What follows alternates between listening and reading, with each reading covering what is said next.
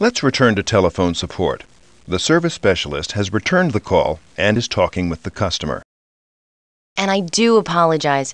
Joe Gale is out of town, and I'm sorry your incoming call was not automatically forwarded to another account representative.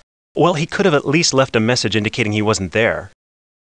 I entirely agree. I've already talked with our claims department, and they're sending an adjuster to the auto body shop first thing tomorrow morning. Well, that's more like the service I expected. Well, we do pride ourselves on good service. Also, we'd like to provide you with a free rental car. I noticed that you don't have coverage for that on your policy. Oh, well.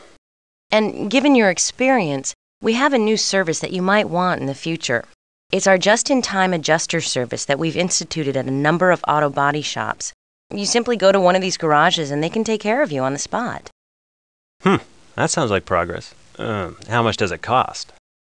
It's optional because not all customers want it. Normally there's a $20 surcharge, but Well, the price sounds reasonable and I might be interested later, but listen, right now I just want to get my car fixed. that's totally understandable. But given what you've gone through, I'm adding this new service to your policy free of charge. I'll just print this out and send it off to you. Well, I must say I'm impressed. Well, to be frank, we want to keep your business. Now we have a slightly happier customer. This interaction shows a service specialist in action, involved in service recovery and hopefully retaining the customer.